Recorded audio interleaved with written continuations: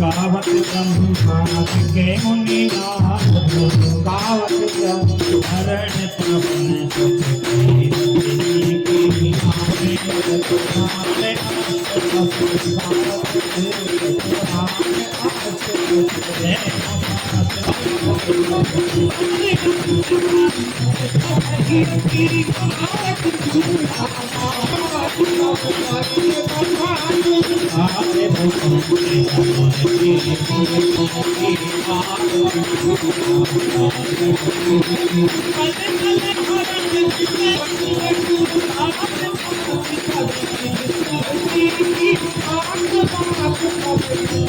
महाराज की जय हो। जो आती है और अपनी याद तुम्हें एकदम हृदयम चार भुजाधारी माथे तिलक सोहे मुझसे की सवारी लाल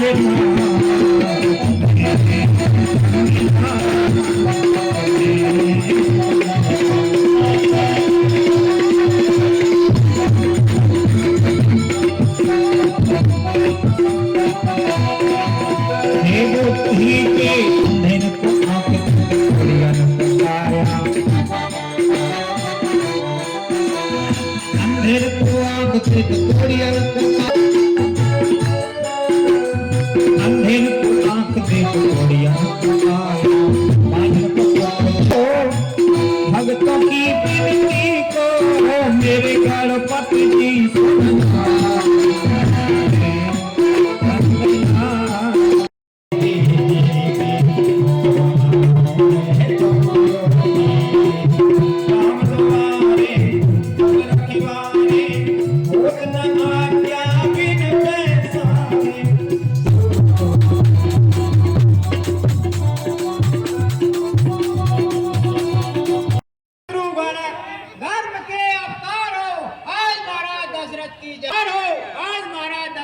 जग में जय जयकार हो, शहंशाही अपना आली चिराग हो।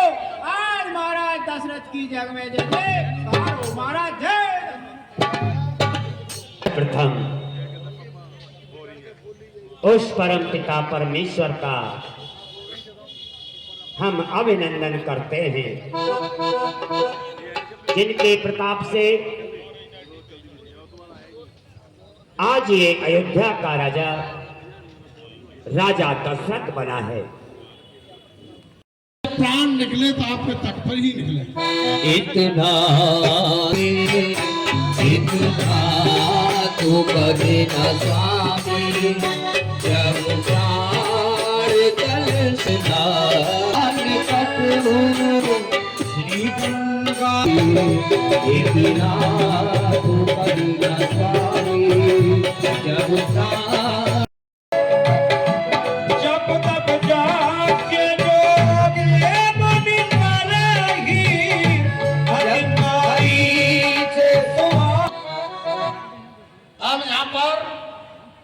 राक्षसों का जोर नहीं है। मैं 99 यज्ञ कर चुका हूं और एक ही यज्ञ बकाया है। शांति है इस जंगल में जहां बैठ करके मैं यज्ञ करता हूं।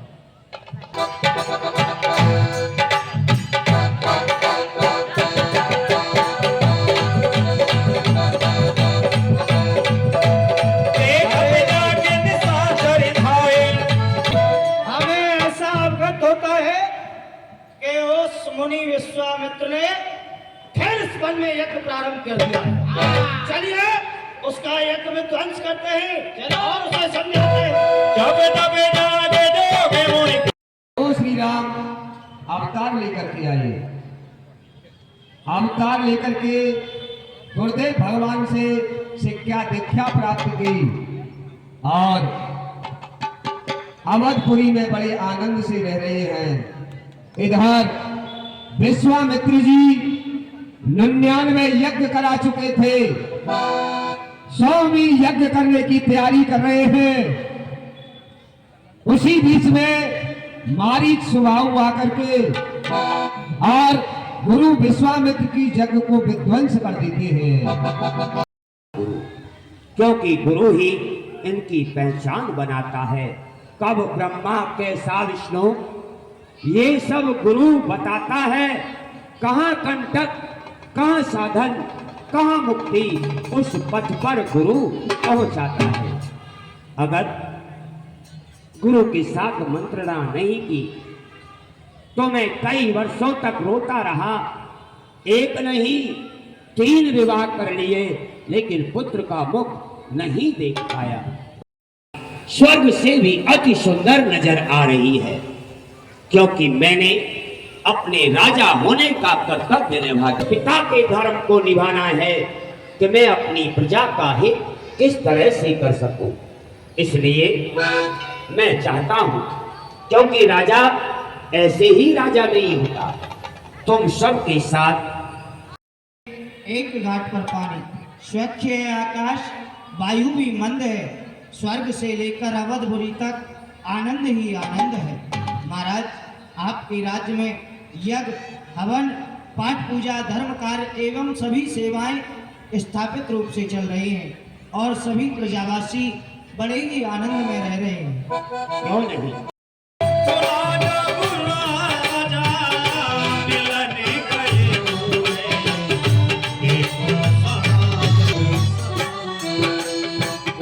सेवकों, ये कहा जाता है, वेद शास्त्रों ने भी कहा है, अभिमान जो जो पग आगे धरू सो को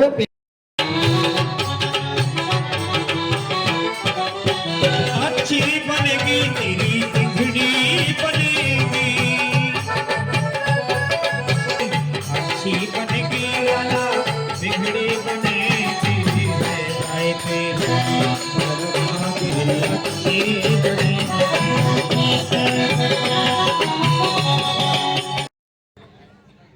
ਸਾਡੇ ਕੋਲ ਸਾਡੇ ਮਾਡਲ ਹਾਊਸ ਦੇ ਰਿਪਨ ਖੁਰਾਨਾ ਜੀ, ਰੋਹਿਤ ਸਹਿਗਲ ਜੀ, ਜੈਨ ਸਾਹਿਬ, ਜਿਨ੍ਹਾਂ ਦਾ ਇਸ ਦੇ ਮੰਚ ਤੇ ਤੁਸੀਂ ਦੇਖਦੇ ਹੋ ਸਜਿਆ ਜਿਹੜਾ ਹੈ, ਇਹਨਾਂ ਦੀ ਬਹੁਤ ਵੱਡੀ ਦੇਣ ਸੀ ਕਿ ਇਹਨਾਂ ਨੇ ਸਾਡਾ ਬਹੁਤ ਸਾਥ ਦਿੱਤਾ ਸੀ।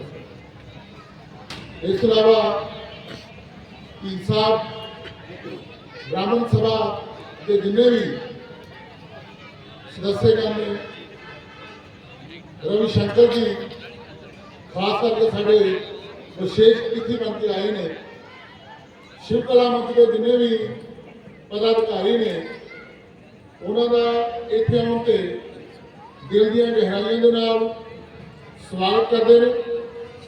निवासी ये यज्ञ करने के लिए माने जाते हैं। इन्हें विश्वामित्र ऐसे ही नहीं कहा जाता। विश्व में जब अशांति फैल रही थी तो यही विश्वामित्र थे जिन्होंने शांति प्रदान की है। आज मैं बड़ा ही सौभाग्यशाली हूँ जो आज ये मेरे घर आए हैं, इसलिए चरणों को छूकर इन्हें प्रणाम करो।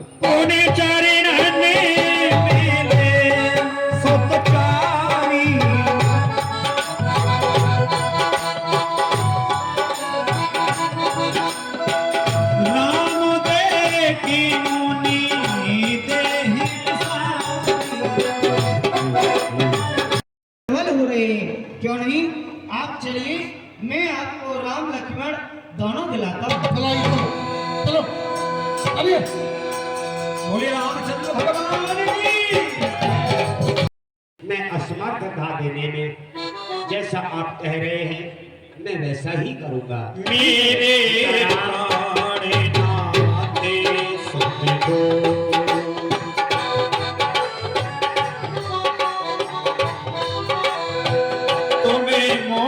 पिता नहीं को सौंपे भूपिन सहिता बहुविधि देह असी, धूप बहुविधि देह असी, जननी भवन गए प्रभु नाय पद। रामचंद्र महाराज की शिव कला मंच की ओर से चल रही इस रामलीला में मैं कहूँगा कि रामलीला एक रामायण को सरल तरीके से समझाने के तरीके से प्रस्तुत करने का एक बहुत अच्छा माध्यम है। बच्चों को समझ आ रहा है, बड़ों को समझ आ रहा है। जबकि अगर हम रामायण पढ़ें तो उसकी पहले चौपाई, फिर उसका अर्थ, लेकिन सब कुछ साथ साथ चल रहा है, चौपाई भी, अर्थ भी और चित्रण भी और मंचन भी। ऐसा एक सुमेल बना हुआ है रामलीला में। आज दशहरा ग्राउंड में, कल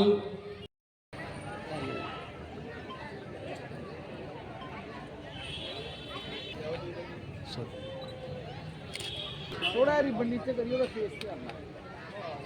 एक मिनट वेट करिए। जय श्री राम।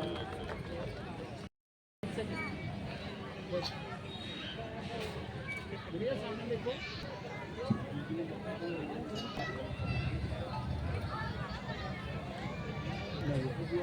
एक सेकंड सर, थोड़ा नाम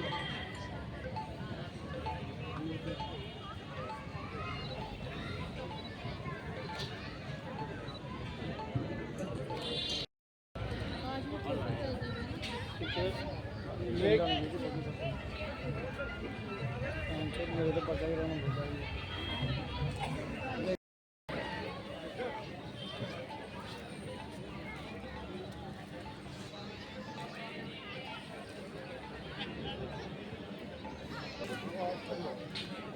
हाँ जी,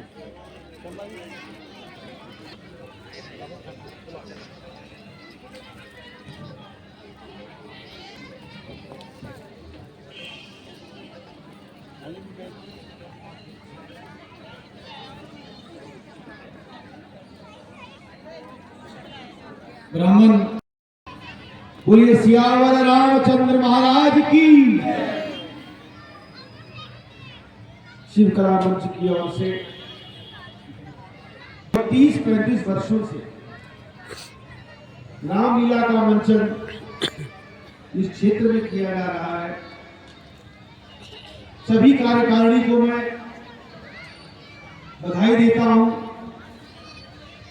उनका हृदय से आभार व्यक्त करता हूं कि आज उन्होंने मुझे आपके बीच आमंत्रित किया। मेरे लिए बड़े गौरव की बात है, क्योंकि रामलीला का कार्य चल रहा है। मैं अधिक नहीं कहूंगा। वो स्वामी तुलसीदास जी महाराज जी ने जब रामचरितमानस की रचना की तो इस मानस को लोकप्रिय करने के लिए उन्होंने रामलीला के मंचन का कार्य प्रारंभ किया, ताकि भगवान राम के पावन चरित्र को जनमानस तक पहुंचाया जा सके। कि किस प्रकार से भगवान राम और लक्ष्मण जी को विश्वामित्र जी लेने आते हैं और कैसे एक पिता का भाव है कि जो ये नहीं चाहता कि मेरा पुत्र से वियोग हो, तो मुझको भी मार सकता है, क्योंकि खरदूषण ऐसे व्यक्ति थे, ऐसे असुर थे जो रावण के समान बलशाली थे। पूरी रात सोचने के बाद, मंथन के बाद वो इस निष्कर्ष पर पहुंचता है, रामायण का मंचन है। मैं समझता हूं हमारी आने वाली पीढ़ी, हमारे बच्चे हमारी संस्कृति से जुड़े रहे। लेकिन एक बात मैं आपसे कहना चाहता हूं कि आप सबको, या आप यहाँ पर आते हैं, पूरे वर्ष में आपको रामचरितमानस का अध्ययन करना चाहिए, श्रीमद् भगवद गीता का अध्ययन करना चाहिए। ये जो ज्ञान संस्कृति, ये जो ज्ञान परंपरा आदि अनादिकाल से चली आ रही है, जो आप तक पहुंची है, कि ये आगे भी चलती रहे, ये हमारा कर्तव्य है। ये तो अपना हेमंत भाई जी अपनी कमेटी के साथ बड़ा सुंदर प्रयास कर रहे हैं, और हमारे आदरणीय विजय चोपड़ा जी, जिन्होंने रामनवमी उत्सव कमेटी के माध्यम से अनंत जितने भी लोक कल्याण के कार्यों से उन्होंने जो समाज सेवा की अलग जगाई है, तो हमारा भी कर्तव्य बनता है कि हम इस ज्ञान को अपने में, उसका समावेश अपने में करें। आज के शुभ अवसर पर अभी सविना लेता हुआ मैंने बहुत उम्मीद ली आपसे क्योंकि कहने को बहुत कुछ है। तो मैं आपने मुझे आमंत्रित किया, मैं बहुत धन्यवाद करता हूँ। बोल सियावर रामचंद्र भगवान की। हम गुरुदेव की यज्ञ की रक्षा करने के लिए जा रहे हैं। क्या बेटा, तुम गुरुजी विश्वामित्र जी के साथ उनकी यज्ञ की रक्षा करने के लिए जा रहे हो? तो तुम्हारे पिताजी ने कहा बेटा? पिताजी ने आज्ञा दे दी है माता। तो ठीक है बेटा, आओ कुछ भोजन पान कर जाओ।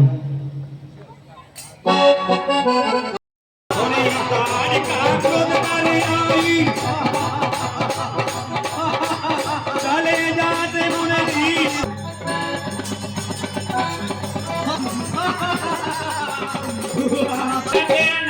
आज तुझे मारने के लिए आ पहुंचा ये राम। मैं तो खाऊंगी खाऊंगी खाऊंगी, मैं तो खाऊंगी बड़का को खाऊंगी तो बड़का को खाऊं। माता जी से आज्ञा ले आए। ठीक है, चलिए हम चलते हैं।